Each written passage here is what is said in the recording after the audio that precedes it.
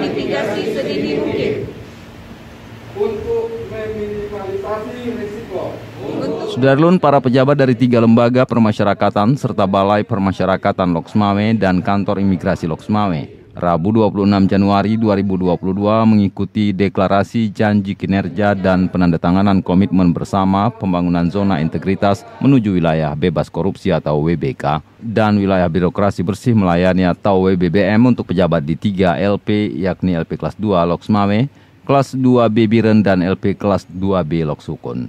Kegiatan ini langsung disaksikan Kepala Divisi Permasyarakatan Kanwil Kemenkumham Aceh Heri Azhari BCIP Esos dan Kepala Divisi Administrasi Kanwil Kemenkumham Aceh Rahmat Renaldi berlangsung di LP kelas 2 Loksmawe.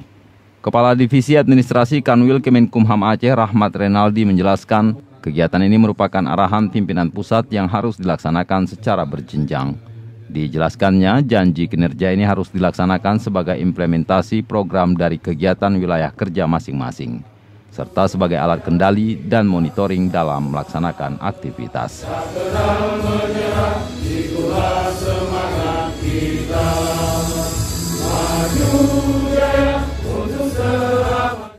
Kami laksanakan Janji kinerja ini akan kami laksanakan dengan penuh integritas dan tanggung jawab. Melaksanakan perjanjian kinerja secara berkualitas dan akuntabel. Deklarasi janji kinerja, kemudian juga melakukan komitmen bersama untuk pembangunan zona integritas. Jadi kalau untuk janji kinerja ini memang sudah merupakan arahan dari pimpinan pusat berjenjang pada kantor wilayah dan juga seluruh satuan kerja yang ada di wilayah Aceh. Tentu janji kinerja ini merupakan janji yang harus dilaksanakan sebagai bagian dari implementasi program dan kegiatan yang ada di seluruh tugas-tugas di PT. Nah, berkaitan dengan hal tersebut sebagai alat kendali dan monitoring bagi kita dalam melaksanakan tugas di seluruh wilayah.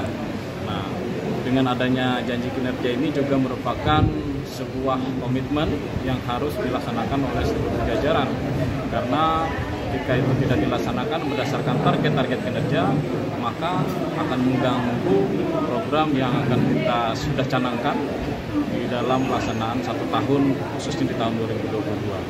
Nah, sesuai dengan resolusi Kementerian Hukum dan HAM untuk tahun 2022, bahwa setiap insan pengayoman menjadi lebih baik.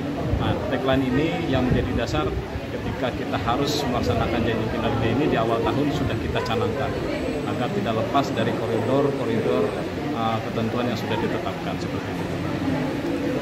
Secara detailnya apa tujuan dari ini sendiri, Pak? Deklarasi ini sendiri? Baik, kalau deklarasi janji kinerja ini sebenarnya dituangkan di dalam program target kinerja sebenarnya, Pak. Nah, ini kan mungkin kita tidak bisa kupas secara detail karena ada beberapa poin ya, banyak.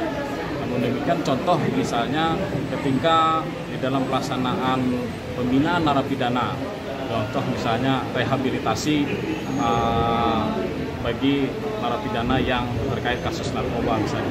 Rehabilitasi ini kan ukurannya adalah angka dan jumlah ya, dan kemudian juga perubahan perilaku. Nah, ketika ini diukur perubahan perilaku, misalnya tidak ada pelanggaran-pelanggaran di dalam proses pembinaan narapidana, tidak adanya pelarian, misalnya dalam hal ini bisa dihitung, misalnya zero mistake ya, atau 0 kesalahan. Kemudian di dalam rehabilitasi misalnya untuk 200 narapidana misalnya sudah terlaksana di tahun ini. Nah, itulah yang menjadi ukuran-ukuran yang harus dilaksanakan. Makanya setiap kepala satuan kerja itu wajib berjanji apakah dia sanggup melaksanakan target-target kinerja yang telah ditetapkan. Dari Loksmawe, Saiful Bahri, Serambion TV.